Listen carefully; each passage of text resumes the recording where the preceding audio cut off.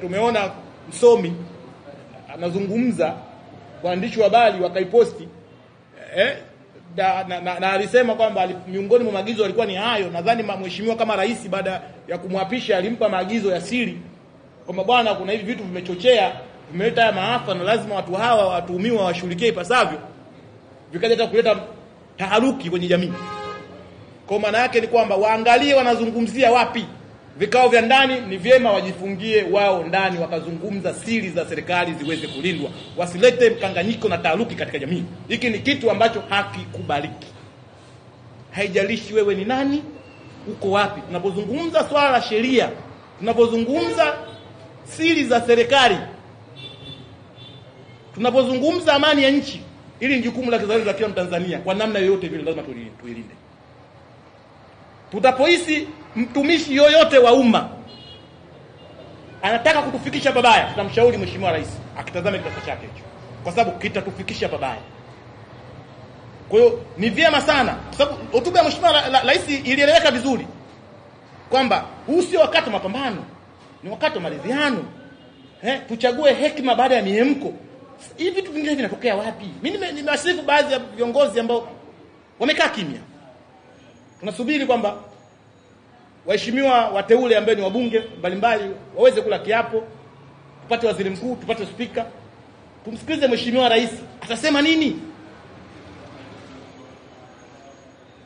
Kwa tulitaraji kwamba mambo mengine yawe na subira. Alafu tuangazie sasa tunafanyaje kuleta taifa kwa pamoja, kusamini utu wa Mtanzania na sio matamko ambayo yataleta miemko. Kwa hivi ni vitu ambavyo napenda sana kuvisisitiza. Watumishi wa umma mbalimbali, wakuu wa mikoa, wakuu wa wilaya, mawaziri, mtu yote ambao wewe ni mtumishi wa umma, mnapofanya vikao vya serikali ni busara, sio vyombo vya habari vishiriki mwanzo mwisho katika vikao vya ndani. Hapo tutakuwa hatutunzi siri za serikali, na watakuwa hawakitendei haki kiapo chao kwamba kutotoa siri za serikali isipokuwa kwa amri za rais au kwa maslahi ya umma. Tutakuwa tukitendei haki. Hili niliona ni lazima tupigilie msumari.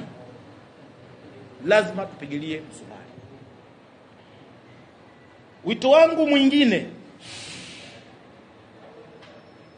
kwa maofisa wote wa umma, haijalishi upo katika taasisi gani ya ulinzi, wale ambao wamefanya vitendo ambavyo vimeonekana kabisa hivi vinakiuka haki ya kuishi, haki ya uhai kwa mtu,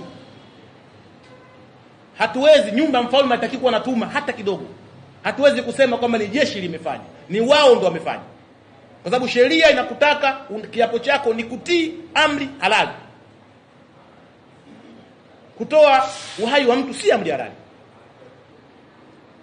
Katiba imesema haki ya kuishi. Hiyo ni haki ya wajibu. Ni haki ya asili toka kuumbwa na kuzaliwa kwa mwanadamu, ni haki. Tumewaajiri, wanalipwa mishahara ya umma kwa kodi zetu ni kwa sababu ya kutulinda. Huo ndio ukweli. Inapogeuka hapo, tafsiri yake ni kwamba umevunja sheria, umevunja katiba. Akifanya mwananchi wa kawaida, tutamshtaki kwa mauaji. Sasa iweje ofisa ambayo umeapa kulinda hicho kitu ufanye tukuache? Ofisi ya mashtaka ya taifa ikuache wai, na ile ni ofisi ya taifa ya mashtaka na sio ofisi yao. Tunasema ofisi ya DPP, lakini ni ofisi ya taifa ya mashtaka. Ni taasisi ya umma, ni taasisi yetu. Wanaandaa mashtaka kwa maslahi mapana ya taifa. Hawatakiwi kumlinda mtu yoyote.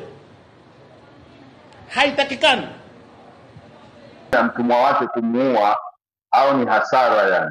Sababu nyinyi wa Tanganyika, wa Zanzibar wanachukulieni kama ni watumwa.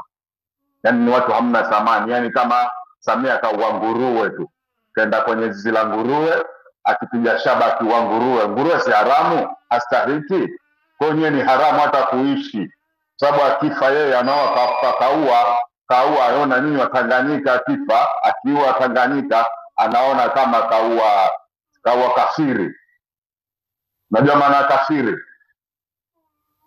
wewe hata unaitwa Sidi Muhammad, utazilongo Mtanganyika, si Mzanzibari. Hata kama unaitwa Muhammad, si unaitwa Hasani, si unaitwa Omari, wewe zilongo ni Mtanganyika, wewe ni nguruwe, ni wanahitaji hizi, wanaita nahitaji lineno hapa, wanaita ni kafiri. Wewe kafiri, wewe ustahili kuishi kupigwa shaba, yani unastahili kupigwa shaba. Kwa kama tunabembereza Wazanzibari, ujue kifiro kipo, sawa, kuuliwa ni kama kawaida. Hapa information sasa hivi tuendeni na chuki na Wazanzibari. Wazanzibari tuanze kuchoma nyumba zao moto, tuanze kurudi kwao Zanzibar. Hiyo ndio solution. Au tukija tukichukulia hivi, kimwacha tena miezi mitatu tu huyu mama tupanga kabineti yake tu, basi angalia mateso yanayokuja. Kwa hiyo ili tujigomboe lazima mchaka uendelee ule. Na kwani ya maandamano yalianzisha ni nani? Maandamano simanisha sisi kwenye mitandao, maandamano hayalali. Haya tunapanga tena maandamano. Na siku inayochinjwa Simba na Yanga, siku yote tutakaocheza Simba na Yanga, hiyo siku ni siku ya maandamano. Game ya Simba na Yanga ikija, hiyo ni siku ya maandamano. Hiyo game ya Simba na Yanga itakuwa hawachezi hizo, wakacheze kwao Zanzibar. Wazanzibari kwenda kuangalia Simba na Yanga, na ili nianzie saa hivi, hakuna kwenda kuangalia game za mpira. Sisi mambo mpira, wakitaka kwenda kucheza Simba na Yanga wakacheze uwanja wa Zanzibar. Lakini kikubwa kwa Mkapa, hii ndio tunaamka nao. Nipo mzee Rube Marira, na nitarudi kidogo nimekujua nini. Nasikiliza mtu. Shukrani sana kaka, shukrani kwa huo mchango wako mziada. Mimi kwangu naona ni bora zaidi kweli. Lakini sasa president akisikiaga hivyo, maskini president ana roho nyepesi, anasema bwana hata na Mdala Maria nisikia bwana tusiingize bwana masuala ya Zanzibar. Kiukweli aliyotuua ni huyo mama na hiyo KMKM, lakini na Watanganyika machawa baadhi. Sasa Mkamendume bwana umeongonga kwenye engo yangu mpaka mimi nafurahia kabisa yani hapa. Ndio hiyo. Bwana Kafuefue, karibu bwana. Karugi kama itakusa. Karibu. Kakaruge, na mimi naomba kidogo ni tofautiane na mchangiaji ambaye alitoka kabla ya Mkamandume, ambaye aliongelelea swala la sisi diaspora kujaribu kufanya kila namna kwamba tusikubaliane na Samia kuleta mabalozi huko katika nchi tulizopo. Yeye anaonelea kwamba hiyo ni kama long term, kwa maana kwamba yeye haoni Samia akiwepo madarakani kwa muda mrefu, na hicho kitu kitatuathiri kwa sababu tukikosa hizo balozi, na sisi pia tutakuwa tumeluzi in case akaja kiongozi ambaye sisi tunamkubali. Kumbukeni sasa hivi sisi tunatafuta any kind of solution ya kummaliza Samia. Kumbukeni hilo ndo lengo kuu. So whatever it comes, iwe long term, iwe short term, sisi hatutaki, yani as long as itatusaidia kumwangusha Samia katika uongozi wake, sisi hiyo tuende nayo. Kwa sababu mimi naamini hata Nyerere wakati anakabidhiwa nchi hakuwa anajua kwamba atakuwa na ubalozi, let's say Marekani, atakuwa na ubalozi huko wapi, Falme za Kiarabu, atakuwa na ubalozi Canada, atakuwa na ubalozi Uingereza. No, alianza from scratch. Hivyo vitu hakukuwa na mtu ambaye alivitengeneza. So kama sisi hiyo itafanya kuweaken uongozi wa Samia, why not? Mimi naomba nitofautiane naye. Mimi nakubaliana na mzungumzaji ambaye alileta hii hoja.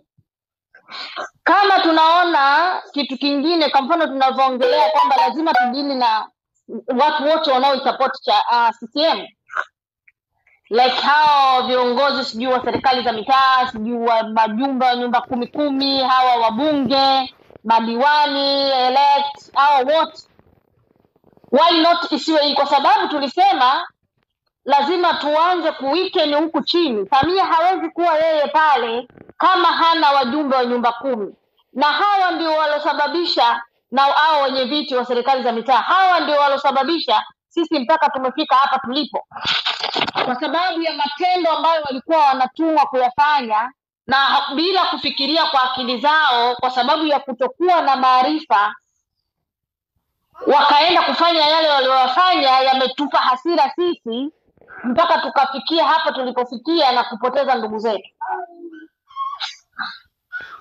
Yaani tukatae tukubali, kama tunaamua na tunasema kwamba lazima Samia akose watu wa kufanya nao kazi ili yeye awe weekend na kuendelea na leadership, kwa mimi kuendelea kuiongoza Tanzania, hiki cha balozi mimi naona kina maana.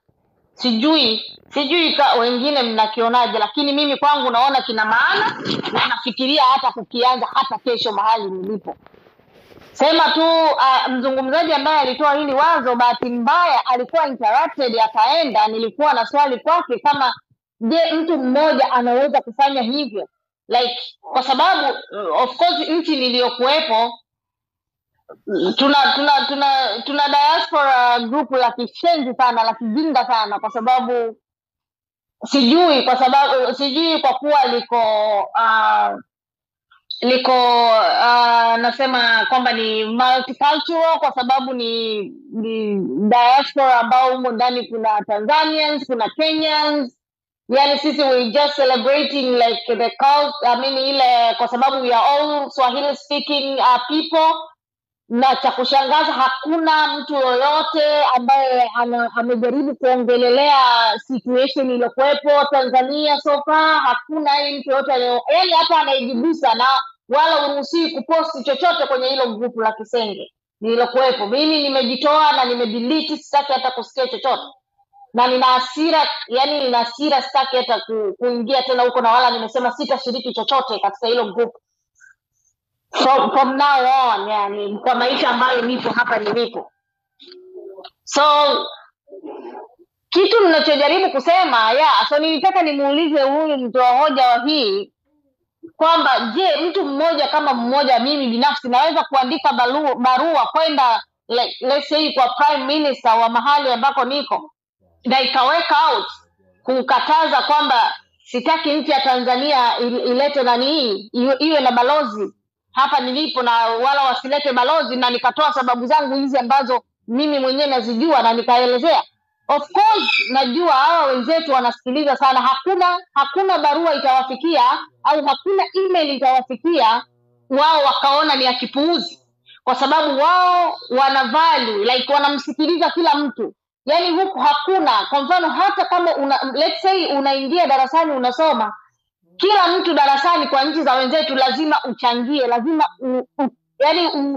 contribute darasani, kwa sababu wanataka kusikia mawazo yako. Na hakuna hata siku moja, hata kama umechangia pumba, hata siku moja hutamsikia mwalimu atakwambia you are wrong in that way, like you said this is not like this. No, utashangaa tu yeye mwalimu atajaribu kueleza kwa namna nyingine ambayo wewe mwenyewe utafanya self realization, utaona kwamba okay, nimesema hiki na mwalimu amesema hiki, okay, so hapa nilikuwa nimekosea hapa, kwa hiyo I need to go this way. I need to understand this thing this way. So kwa wenzetu hawaoni, hakuna mtu atakucrash au atasema hiki ulichokileta ni pumba, na I'm pretty sure hata nikiandika hiyo barua nitajibiwa na serikali, na hata kama watanijibu basi kama itakuwa kuna anything kwamba labda hakiko sawa, watanielekeza namna ya kufanya, labda mnatakiwa muwe kundi muwe hivi, au kuna kitu na hiki na hiki kinatakiwa kufanyika. Kama hata sasa hivi tu evidence ambayo tumeipata baada ya kutuma emails kwenda kwa ile OTP desk ya prosecute ya ICC, walituambia this is tumetuma emails but that is not like, wametuonyesha kwamba wametuonyesha kwamba this is the right way to go, kwamba unatakiwa uende kwenye right page. Kuna page ya ya ICC, unatakiwa kufanya hivi. So what I'm trying to say ni kwamba mimi naona tusiangalie kwamba hata kama Samia anatoka kesho, as long as njia tunayoifikiria tukievaluate kwamba tunapata positive impact, let's go with it. Let's go with it. Tusianze kufikiria vitu sisi wenyewe, tunasema tunataka tufanye hiki, tunafanya hiki, alafu baadaye tunajicrash. Hatutafika mahali ndugu zangu. Hatutafika mahali. Na kuhusiana na hilo kwamba sijui it's a long time, kama atakuja kiongozi mzuri, itakuwa process ndefu kurudisha tena balozi. We don't care. For now we don't care. What we need is Samia to be out of Tanzania. We don't care. We don't want CCM. Watu watakaa tena mezani na hizo nchi. Kama balozi zitatakiwa kuwa established upya, watu wataongea tu. Au viongozi watakao kuwa huko madarakani wataongea na wataenda kuestablish upya. Kwani kitu gani kinashindikana? Hakishindikani. As long as hatuja commit kitu mimi Tanzania kwa uongozi ambao utakaokuja, of course watajaribu kufanya analysis. Uongozi wa sasa uko vipi, na je wananchi wameridhia na nini? Inawezekana kurudisha. Mimi sioni kama ni shida, na sijui kwa nini tunajicrash na kuona kwamba haiwezekani au tukifanya hiyo itakuwa mbaya. No. Tusijipe maswali na kujijibu sisi wenyewe. Guys. Asante, naomba niishie hapo kaka Rudi. Kiukweli hata mimi ndio nilikuwa nawaza hapa, nikasema lazima turudi kwa maandamano ambayo yatakuwa ni makali zaidi. Ngoja kwanza watu wamalize kuzika, wengine tu wavute pumzi kidogo kwa siku 2 3 4 hizi, wengine wapoze vidonda vya ndugu zao ambao watakuwa wamewazika, wengine ambao hawajazika wanaomboleza, wamalizie hapo. Sasa machungu watayabeba, hayo machungu watayaingiza barabarani kingine tofauti kabisa, kwa sababu idadi ya Watanzania mamilioni na mamilioni wameumia. Mamilioni na mamilioni wameumia. Maandamano yatakayokuja yatakuwa ni ya mamilioni ya watu watakaoingia barabarani.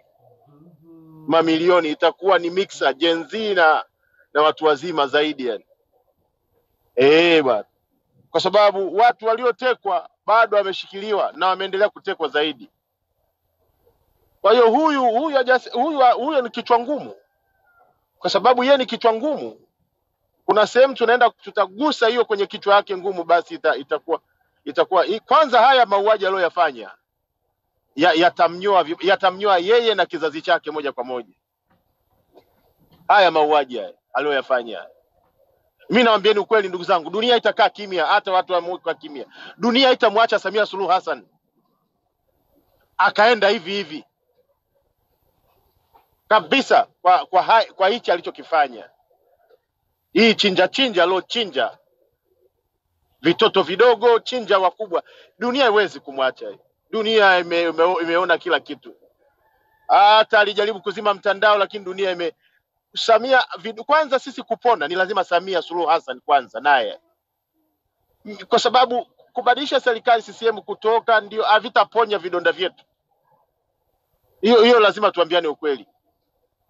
Vidonda ni yule aliyeua, aliyofanya ukatili, kwanza ni lazima ashughulikiwe hadharani. Tunaona na sisi kwamba kweli tumeridhika, vidonda vyetu vimepona. By the way, hivyo havitapona anyway, lakini tutakuwa akaangalau kidogo kwa mbali.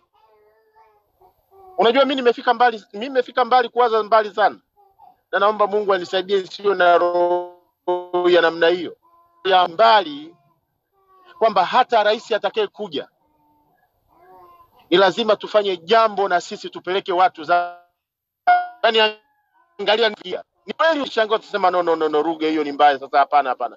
No. Fika hiyo level kwamba yani nawaza hiyo, nasema hawa jamaa watakuwa wako huko wanajipongeza, wanakunywa kwa mrija, wanafurahia kwamba tumewakomesha Watanganyika. Tumewatandika kulikweli yani. Yani nimefika hiyo level na mimi nawaza nasema rais atakayekuja yoyote ambaye atakuwa mzalendo akiangalia vifo vya the way ambavyo walituua. Picha zipo, video zipo, jamaa amevalia nguo za kiraia, yule jamaa mwenye mandevu kabisa, mwingine yule achana huyu aliyemvaa J, kuna mwingine tena alikuwa amevaa ana mzuzu kabisa. Nina uhakika mzalendo yani lazima tufanye jambo huko. Lakini kaka Ndume amesema kuanza kususia ama kuchoma.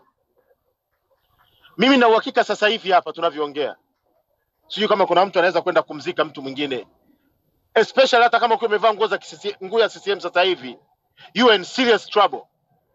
Haya ndo tuliyasema kwamba ndugu zanguni wa sauti wa Tanzania, CCM imekufa tarehe 29.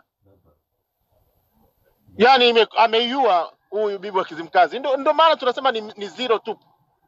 Ameiua. Hata atumie pesa vipi kuifufua kwa sababu tunajua Tanganyika wengi ni njaa. Hata ukimuonga kiela kidogo anaenda anatukuza hata mtu aliyemuua. Lakini kwenye hili Watanganyika wameungana. Nimesikia wasanii wametukosea sana kwenye hili. Nasikia unaona kabisa wanasema kiukweli tuliwakosea sana nyinyi Watanganyika, wa Tanzania. Hata wakiongwa ili kupenyeza narrative yao huwa wanaitumiaga wasanii sana kupenyeza vitu vyao. Lakini kwa safari hii sijui itakuwaje. Mitaani sijui utasemaje. Sasa sijui hawa jamaa wana mpango wa kufanyaje. Sijui wana mpango wa kubadilisha hiki chama akiite jina jingine. Kwa hiyo chama CCM tumeshaua hiyo. Hiyo hai exist. Samia Suluhu Hassan ndio amebaki wa kushughulikia yeye na mtoto wake Abduli na genge lake la kigaidi.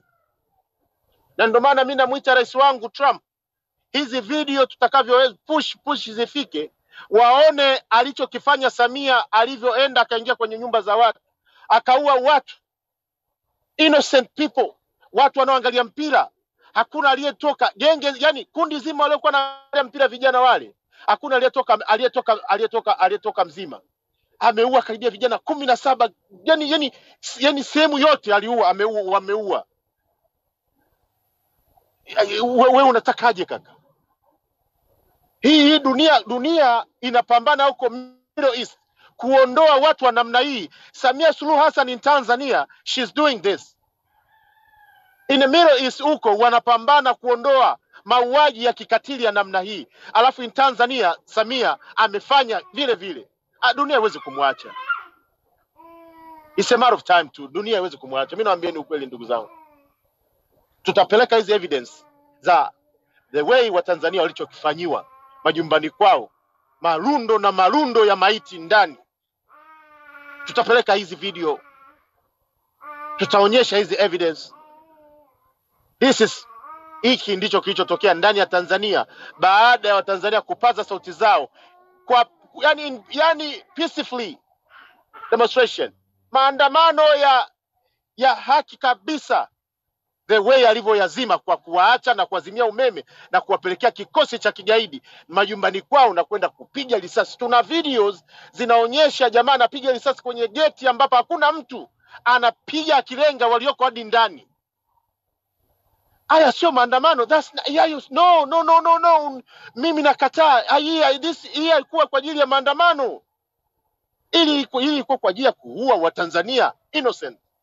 Ni kama mtu alikuwa anafanya malipizi, revenge. Sasa umemkosea nini? I don't know. Umemkosea nini? I don't know. Mimi nasema rais wangu Trump na wengine ambao walioko madarakani, hivi vitu tutavifikisha. Waangalie Tanzania the way ambavyo wamefanya, kama Hamas walivyofanya. Hamas ndio wanasema walikuwa na wale wanapambana, lakini the way walivyoua watu, it's a style ile Samia ambavyo ameua Watanganyika. We have videos, yani mavideo ni mengi sana. Kwa hiyo kwenye hilo hatutamwacha. Aponi Simoni akipona ICC, Simoni akipona mahakamani, Simoni akipona popote, tutamnyoa. Alafu tutaanza tena. Unakosea kusema Samia tumemfanya nini. Unajua history, sisi tunasahau historia. Hiyo lazima uelewe. Samia wakati wa utawala wa Magufuli alienda Oman akaonyesha kuwa wajomba zake wako Oman, wajomba wa Samia. Sawa, Samia ni Mzanzibari. Yalitokea mapinduzi Zanzibar ambayo ilitokea genocide kiongozwa na yule jamaa anaitwa Okello na Nyerere na watu wake. Kuna mauaji yalifanywa kule Zanzibar ambao baadhi waliouawa walikuwa ndugu zake Samia, na Wazanzibari wanasema yale mauaji Hapo ndo nakuelewa sasa kakalia ng'ombe. wanasema yale mauaji yalifanywa na Watanzania. Sasa Samia, sisi tumemweka rais anafanya revenge kwa sisi kuua babu zake, wakati sisi we got nothing to do with that. Alafu kuna baadhi ya polisi wetu wanaangalia. Hata wewe sasa hivi mtu ulize kuambia wewe Ruge, wewe jinsi unavyoongea hivi, mtoto wako kesho akawa rais wa Zanzibar, unafikiri atafanyaje kwa Wazanzibari? Kwa ni makosa sana kumfanya Samia aini aongoze. Nitafanya maajabu sana. Yaani nitafanya maajabu. Hata kama una uwezo wa kufanya maajabu, wale watu wenye kisasi wanaweza kukuinfluence, kwa sababu taasisi unayoiongoza inakuruhusu ufanye hivyo. Kwa mfano jeshi letu lingekuwa kama jeshi la hapa Uingereza au jeshi la Marekani. Eti jeshi la Marekani liko kwenye street, afu wanakuja sijui CIA, sijui FBI, wanaanza kupiga watu risasi. Sheria, the law of conduct inasemaje? Neutralize the shooter first and then ask. Kama unaona mtu anashambulia wananchi ambao wana an armed civilian, you have to hata akiwa mwenzako. That's the law. Unaona mwanajeshi mkiwa wawili mmeshika bunduki, ndio maana wanatembea kama mstari hivi. Unaona, cha kwanza wanachungana wao kwa wao, kwa sababu mtu anaweza akawa insane akaua nyinyi, akaua na watu wasiokuwa na hatia. Kwa unataka umneutralize yule, ndio question, ndio uulize. That's the law of conduct. Sasa jeshi linakuwa mtaani, wanatokea watu wamevaa jinzi tu, wanarusha marisasi, alafu walovaa uniform hawafanyi kitu. Ina maana ilikuwa wale wenye uniform walikuwa ni wale KM na CCM wanajeshi, wanawakusanya wananchi sehemu moja, alafu wanajilia wameenda sehemu nyingine, wanawapigia radio koja, tumeshawakusanya, joini mwatumbue. Ndio kilichokuwa kinafanyika. Lakini kama ingekuwa kabisa jeshi liko upande wetu, kwa hiyo everything was planned. Ndio maana unaona kwa kuna patterns zinazoonyesha kabisa kuna genocide ilikuwa imepangwa dhidi ya vijana wa Kitanzania, ikisaidiana mapolisi wetu hao, sijui kina Mulilo, sijui kina nani, na angalia watu walikuwa targeted. Hadi kaka yake Soka amefuatwa nyumbani, hakuwa hata kwenye maandamano. Kwa wake ameuawa. Yule alikuwa anasema amefuatilia kesi, kafuatwa nyumbani. Naona. Kwa hiyo ni hao mapolisi wetu naona na wakishirikiana na Zanzibar. Alafu angalia kitu kingine cha kushangaza. Zanzibar majeshi yote ya KMK yameletwa huku bara. Wanajeshi wote waliondolewa kule wakapelekwa wengine kuja kudili na hii situation. Naona. Kwa hiyo tulikuwa tumepangiwa genocide ambayo ilikuwa engineer na Samia. Kilichofanyika kilikuwa kimepangwa. Huyu mama analipiza kisasi kwetu. Angalia mambo yote anatufanyia. She's doing venging, ndio maana haoni hata nani. No. Kuanzia majuzi aliniambia, jamani, nilimuuliza hata Mzanzibari mmoja kwenye kumekucha kabla, wewe uone kama Samia alikuwa victim wa mapinduzi? Kama alikuwa victim wa mapinduzi, sisi kama Watanzania lazima tu doubt kuongozwa na mtu ambaye tulimuulia babu zake, alafu tukampa taasisi ya rais mfalme. Yeye naye ni binadamu. Sasa kalipiza kisasi. Tunaona ina work size. Kuna Mtanzania bara anataka muungano sasa hivi? Hakuna. It work. Go and hurt them where it can pain and then they no. Sasa tunatakiwa tuwe makini sana.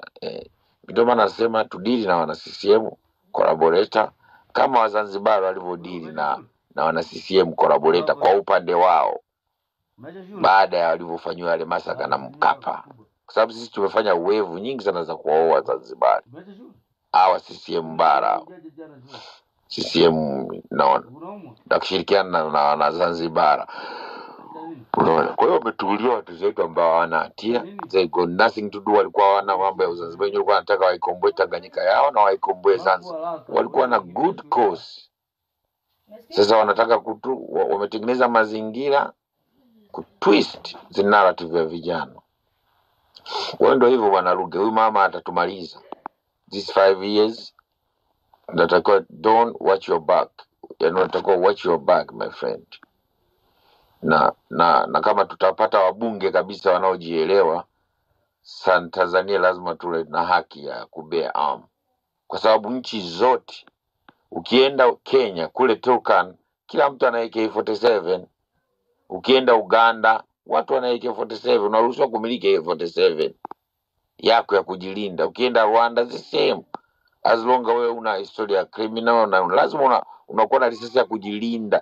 Serikali ya Rwanda inawapa kila kijiji, wanaangalia wale watu wanaoaminika wanaweza kulinda kijiji, wanawapa AK47. Na zamani wakati utawala wa Nyerere kila mtaa lazima kulikuwa kuna mtu ana AK47. Wale migambo walikuwa train full commando, ana bunduki ya kulinda watu wa lile eneo. Right, kama tungekuwa katika hiyo nani, sisi sasa hivi kama mtaa tumevamiwa na watu wamepiga risasi, tungeenda kumhold accountable yule. Wewe una bunduki, kwa nini kutoka kulitaliate? Kwa nini kupambana? Why did you return fire? Lakini sasa hatuna kumlaumu kwa sababu polisi imetuuza na sisi hatuwezi kujilinda. Unaona? Na mimi nakuambia Ruge guarantee sasa hivi mtu akienda huko kwetu kanda ya Ziwa akaanza kuwagawia vijana bunduki, akaenda akawafundisha msituni kwa watu walivyokuwa na hasira, tayari huko tuna jeshi. Kama mlileta Waganda kuja kuua Tanzania, you work. Watu hawana mpango tena na Tanzania, watu wanataka walinde maeneo yao. Sasa wale watu wakipewa bunduki wala wakafundishwa jeshi, kuna jeshi la kuwasimamisha, hilo jeshi lenyewe litaungana nao. Mkitua jeshi kupambana na waasi, wale waasi wanageuka wanapambana na serikali. Kwa hali ilivyo sasa hivi nchi yetu iko katika hali mbaya sana. Hapo viongozi wetu wameanza kukaza vichwa vigumu, hawa recognize watoto wetu waliokufa, wanasema ni wageni, yani wanataka kujustify uovu. Is not gonna work. Na sisi Ruge tunatakiwa tusisimame kuongelea hili swala. Kila ukipata upenyo ongelea, kila ukipata penyo post picha, mpaka miaka 4 kila mwenye hizo picha atume kila wiki. Msiache kabisa kuongelea hili swala, kwa sababu jamaa wanataka kuliblash. Ndio maana unaona wanaenda kuchoma maiti, wanazika maiti zinachukuliwa kwa matipa kwenda kuzichoma. Umeona? Kwa hiyo ndio hivyo tu ndugu yangu bwana. Yaani uliosema kumba aliwao, ndio maana huyu mama katua kikatili sana mzee. Sasa mbona akijasoviwa kitu? Kwa sababu sasa mimi watu hapa Watanganyika tunawaza tena revenge. Mimi hata nipate uongozi nitarudi yani mimi wanipe uongozi sasa hivi hapa narudi Zanzibar kama sina akili nzuri. Yani mimi wakinipa jeshi tu, kwa the way nilivyoshuhudia ndugu zetu wa Tanganyika wanavyouawa kikatili na kuzikwa kikatili, mimi wakinipa jeshi narudi Zanzibar, nitafanya maajabu ya dunia yote itashangaa huko. Kwa kweli, yani angalia na sijui kama ni mimi tu mwenye akili ya namna hiyo, nahisi kuna wengi wenye akili ya kama ya kwangu. Sasa sijui kama hapo amepunguza au ndio ameongeza zaidi. Yani mimi nakwambia ukweli, nina machungu the way ambavyo nimeshuhudia Watanganyika, ndugu zangu Watanganyika wameuawa in a cold blood kikatili, hata kwenda kuzikwa wamezikwa na gereda, wamefukiwa tu, fungwa kwenye mifuko kama sharaganya, kama mifuko hii ya uchafu fukia. Alafu rais kuwafariji ana hata time ya kufariji, anasema msinipime ubavu. Ukinipima ubavu hayo ndio utakaoyapata. Bwana, ninawatamani hawa jamaa, hawa wazee wa urojo nikiwaangalia. I say Yani mimi na uhakika ndani ya system ya hii kuna watu wengi wamekaa kimya, lakini wana roho kama ya kwangu hivi. Yani sasa hakuna kilichosoviwa hapa, ndio kimekoleza kabisa yani. Mimi naambieni ukweli kabisa yani.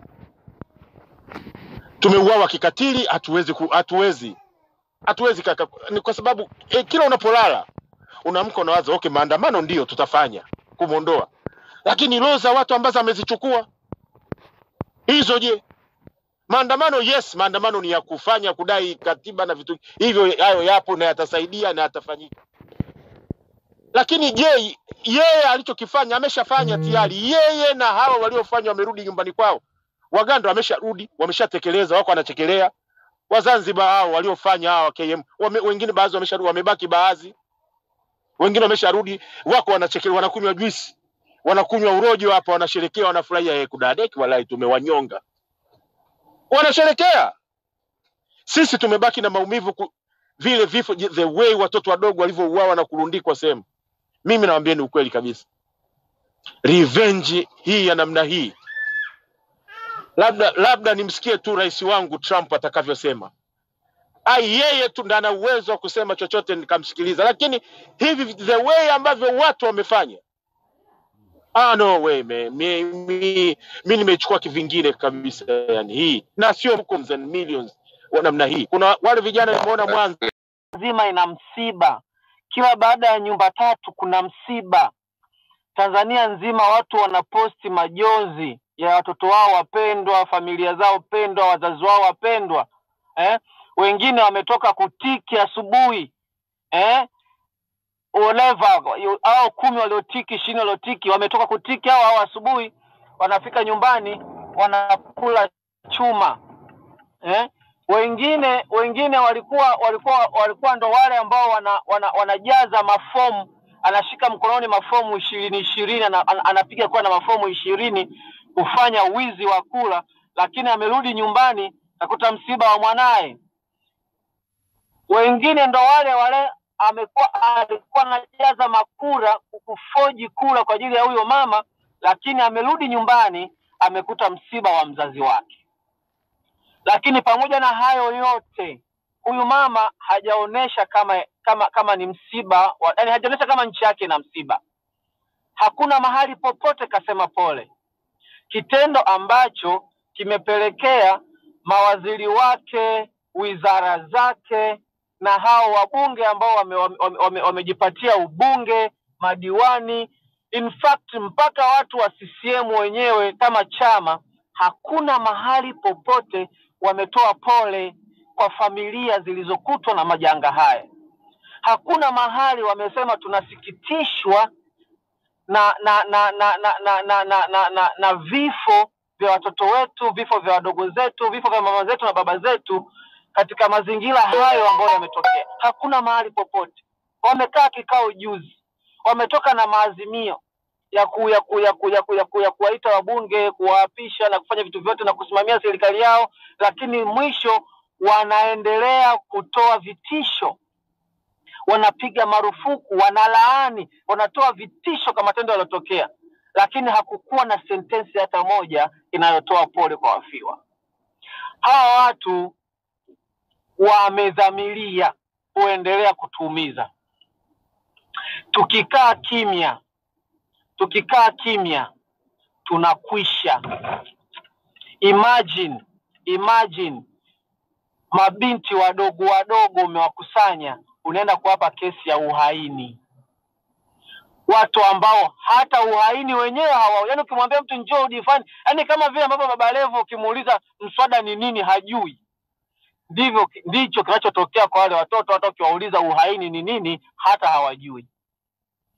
Lakini wanaamka asubuhi, wanapelekwa mahakamani, wanasomewa mashtaka ya uhaini.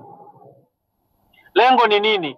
Lengo ni lile, kuhakikisha Tanzania nzima tunaloa, tunanyeshewa na mvua, tunachutama chini, tunalia, tunamlilia. Maana yake uhuru wa maisha yetu, uhai wetu sasa hivi tulipo hauko chini ya Mwenyezi Mungu tena. Yani sasa hivi uhai wa Mtanzania uko chini ya Mama Samia. Akijisikia tu saizi anakutoa, akijisikia anakuacha. Pumzi ziko chini ya Mama Samia na Abduli. Sio Mungu tena. Watu wanaamka asubuhi wanaomba Mungu kama mmefanikiwa kumsikia yule mama yake Nanifa analia, anampigia magoti, anamlilia yule mama. Kuna maneno anayatamka ni ya kufuru kabisa. Anasema hatuna kimbilio lingine, hatuna tegemeo lolote, bali ni wewe tu. Hata sio Mungu tena. So you can imagine hapo ndipo tulipofikia. Sasa tukilegea, tukilemaa, tukilia, tukinyong'onyea, tumekwisha. Tukinyong'onyea tumekwisha. Nini tufanye? Kimsingi kabisa, kwanza Gen Z tuwadefine vizuri tu kwamba hii ni vita. Sasa tunapokwenda tunaenda kivita. Tunaenda kivita. Pamoja na strategy ya maandamano.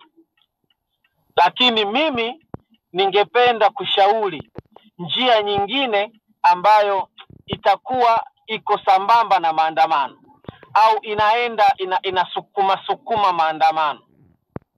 Wakati huo tunasubiri tarehe 9. Hatupaswi kuwa tumepoa hivi. Sisi kule kwa mama yangu Iringa wanaambianaga mchuzi wa mbwa ni mtamu ukiwa bado wa moto. Kwa hiyo in fact hatutakiwi kuupoza huu mchuzi. Ukishapoa haunyeki. Huu mchuzi lazima tuendelee kuwa tunaupasha, uendelee kuwa wa moto hivyo. Uendelee kuwa mchuzi wa moto hivyo. Tunafanyaje? Sasa hivi pasipoe, tusisubiri tarehe 9. Tuendelee kudili na wale watu ambao tunaamini kwa namna moja au nyingine wamekuwa mwiba kabisa katika harakati na mbio hizi za kutafuta uhuru wa nchi yetu. Kuna vikundi vya watu, kuna taasisi wamekuwa mwiba. Na bahati mbaya wengi wao wako kwenye mipango ya kuendelea kuonesha ni namna gani watakuja kutudhibiti. Kwa hiyo miba mikubwa ambayo tuko nayo mpaka sasa hivi, media za Tanzania strategically kabisa wanapita mitaani, wanawahoji wale watu ambao wako against na maandamano na wako against na matokeo ya maandamano. Wanahoji watu ambao wana complain maandamano, wana complain matokeo ya maandamano, wanaonesha kuumizwa na kupotelewa na mali zao. Hakuna wanawahoji watu hawa. Hawawahoji waliopoteza familia zao wakaonesha masikitiko kwa serikali. Hapana. Wanahoji wale ambao wanalalamika mali zao, wanalalamika hiki, yani kuonesha kwamba hawaridhii, hawataki kusikia kabisa swala la maandamano. Hao ndio wanaowahoji. Na nitakutajia TV ambayo imefanya hivyo kwa coverage kubwa sana ni ETV. Nendeni kwenye peji zao mtaona. Wana capture taarifa ambazo zinaonesha kusikitishwa na maandamano. Kwa hiyo wanataka kutuma ujumbe gani? Wanataka kutuma ujumbe kwamba hao walioandamana ni vibaka. Kama gani? TV gani? Nendeni kwenye social media za TVE ile ya Majizo. Okay. Lakini wote Clouds wenyewe wameshindwa kutamka kwa kinywa chao kama mfanyakazi wao kapigwa risasi na polisi. Wamesema tu msiba basi. Wamekuja kuumbuliwa na salamu zilizotoka Deutsche Welle, wakawaambia poleni kwa msiba, wanatindwa kwa kupigwa risasi na polisi siku ya maandamano wakati wa uchaguzi. Hiyo barua wametumiwa na wameipost. Lakini wao walipoposti msiba hawakusema chanzo cha msiba, chanzo cha umauti wa mfanyakazi wao. Kwa still wana protect na kucover kilichoendelea. I know wanabanwa sana. Lakini ili washindwe kukubali baadhi ya maelekezo na mikataba nao, kwa sababu wanalipwa kufanya hivyo, hawafanyi for free. Sasa ili washindwe kuingia mikataba migumu ambayo haina ubinadamu kama hiyo, tuwashughulikie. Ili wakipelekwa mezani kwenda kufanya coverage kama hiyo, waseme jamani, hii coverage hatuwezi kukava, iko kisiasa zaidi na inakula kwetu, sisi tunachomewa, hatuna ulinzi 24/7 hapa.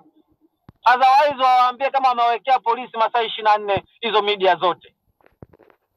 Kwa hiyo moja strategy ya kwenda nayo ili mchuzi usipoe ni kuendelea kudili na hawa watu. Hawa watu ni vichomi. Media zote zilikaa kimya, zimekuja kuwashwa, zimewashwa, zinaenda kukava information za kuumiza warudi nyuma. Hakuna anaongelea vifo vya watoto, haipo. Hakuna anaongelea vifo vya watoto, haipo. Hatuwezi dunia zinaendelea kufanya hivyo, watu wanaangalia mtaani, watu masikio. Hakuna anafanya hivyo. Lazima tudili nao. Ndio. Wakati tunadili na hao, hadi wao tunaishi nao ndani tu, ndugu zangu. Wabunge tunaishi nao, vinginevyo tukubaliane hapa na mtu apate taarifa kamili kwamba polisi imeweka askari watano kwa kila diwani. Tutasema kweli tuko defeated. Lakini kama hawana askari, tutadili nao. Yaani wanapojifikia kwenda kuapishwa wakazi wa Dodoma, hizo gari zitakuwa Dodoma, watakunywa baa za Dodoma, watalala huko hoteli za Dodoma. Watu lazima malizane nao. Wataishi Dodoma, tunduhusu watu wapi? Si Dodoma hapo? Sisi tutakwenda kudili nao. So walifanya mpango akamshughulikia hapo Dodoma. Lakini hawa tunawajua walevi, wataenda kunywa Dodoma hapo, watapaki magari yao humo. Tutadili nayo, anatoka nje gari limeungua moto, atarudi bungeni kwa mguu. Shida iko wapi? Kama sheria mkuu anaapishwa leo hii, then anaenda kwenye place, kitu cha kwanza kukifanya mwanasheria mkuu wa serikali ambaye kimsingi I don't know kwenye hizi nchi zetu, hata Tanzania inabidi iwe hivyo, kisheria iko hivyo. Kwa mfano wewe ukipata kesi leo hii ukaenda mahakamani, hauna uwezo wa kuhaya mwanasheria kupitia serikali. Lazima unatakiwa kupewa mwanasheria ambaye kusimamia kesi yako. Ndivyo inavyopaswa kuwa. Hata huko nchi zingine tunaona hivyo, hauna mwanasheria, unapewa mwanasheria wa serikali hapo, atahangaika na wewe. Sasa hao wote wako chini ya mwanasheria mkuu, lakini mwanasheria mkuu mwenye hilo jukumu la kuhakikisha wananchi wake wanakuwa protected na wanasimamiwa kisheria. Kama anakosa tujue anakosa, au kama hana kosa atetewe, awe huru. Huyo mwanasheria anapewa mic. For the first time mwanasheria anaanza kuchambana na Mange. Yaani unprofessional kabisa, anaanza kuchambana na Mange. Kwa sababu alifanya vile, anasubiri Mange amjibu, kwani alifanya vile kwa bahati mbaya. Kwa mwanasheria anaacha kazi yake ya kisheria ya kitaaluma, anafanya michambo, anachambana na Mange. Lazima tutamkamata. Hata hajui kama kuna mikataba ya haki za binadamu, hajui kama kuna mikataba imesainiwa ya Umoja Mataifa huko ya namna ya kubadilishana hao watu wenye makosa ni staff. Sitakwenda asome kwanza kabla hajaja kuongea mavi yake. Nakuja anaongea mavi tu, anaongea vitu vya kipumbavu. Anafikiri Mange ni mjinga kiasi hicho. Kwa hiyo tudili na hao watu, wabunge, madiwani. Hawa wabunge Dodoma anapaki gari chakoni chako linawaka moto. Anapaki gari wapi? Linawaka moto. Watauona huu bunge mchungu. I'm telling you guys, ubunge watauona mchungu.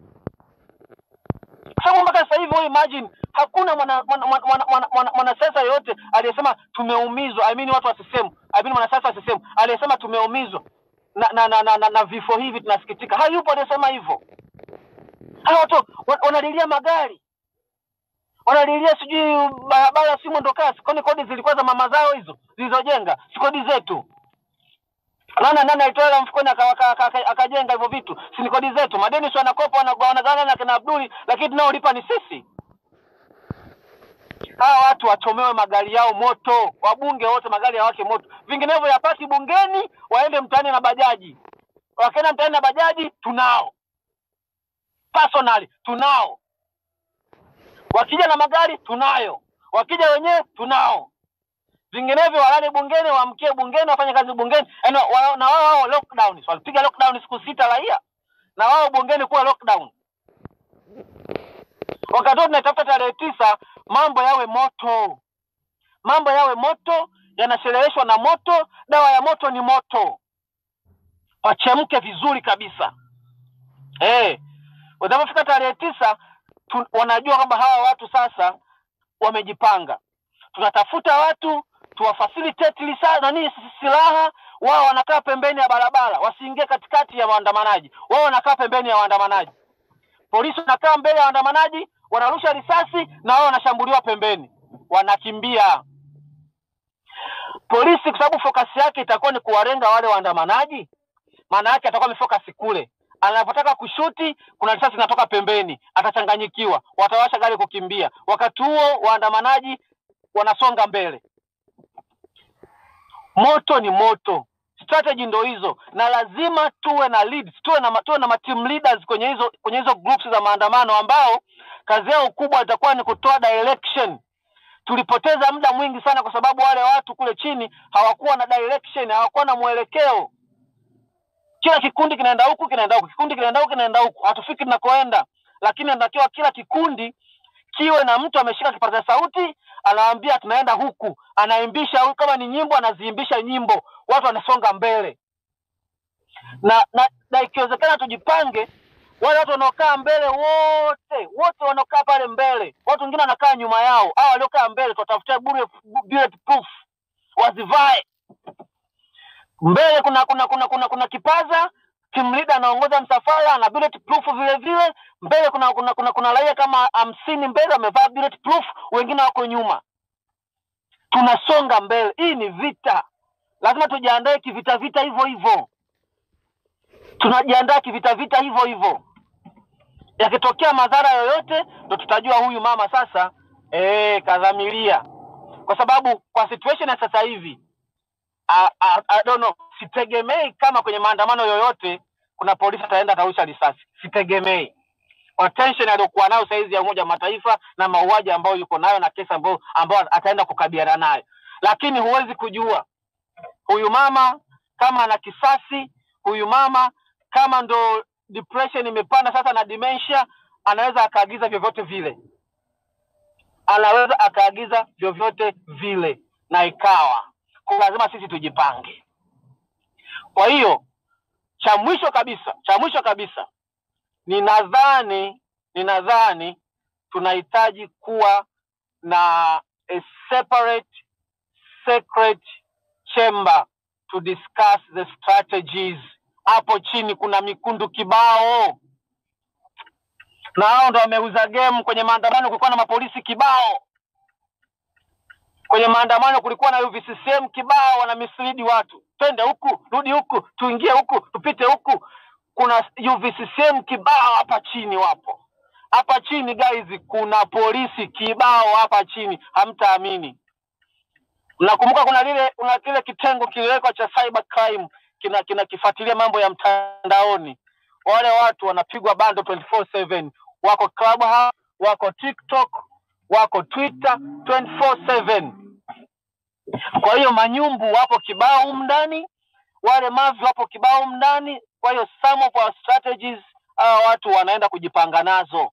So we need a very secret chamber.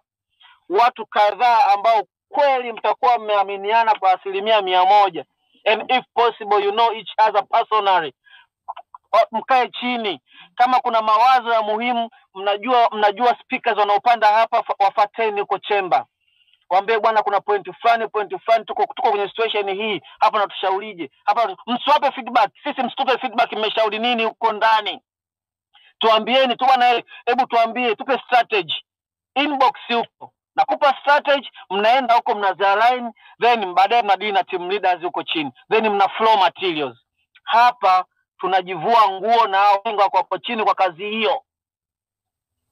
Naomba kurudisha mic, nimeongea sana, lakini this is the way to go, na lazima tupambane asije akajiona hiyo nchi ni ya kwake na familia yake.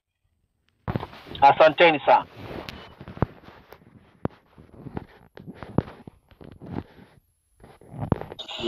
Ndugu yangu Komba, umeua sana, umeongea vitu vya maana sana, na hivyo ndo kweli, hivyo ndo sasa hivi inatakiwa twende hivyo. Yaani lazima twende na hiyo hali, na haya maneno aliyosema hapa yana ukweli mtupu ndani yake.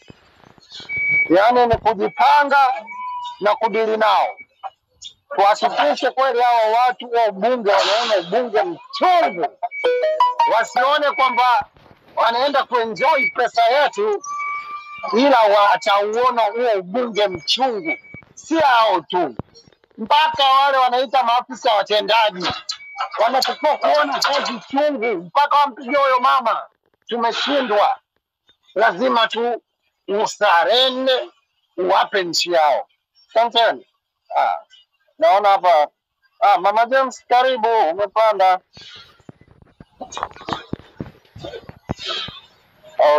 Lisa, Mama James, karibuni. Mwenye neno anaweza kutia neno.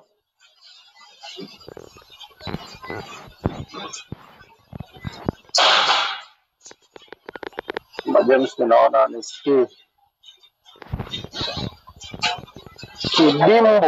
Kidimbwi au ulishaongea ndugu yangu? Kidimbwi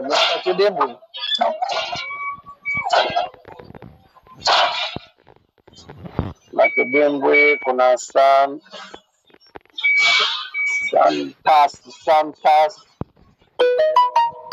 Achane watu wanasemaje, incomplete they can do anything.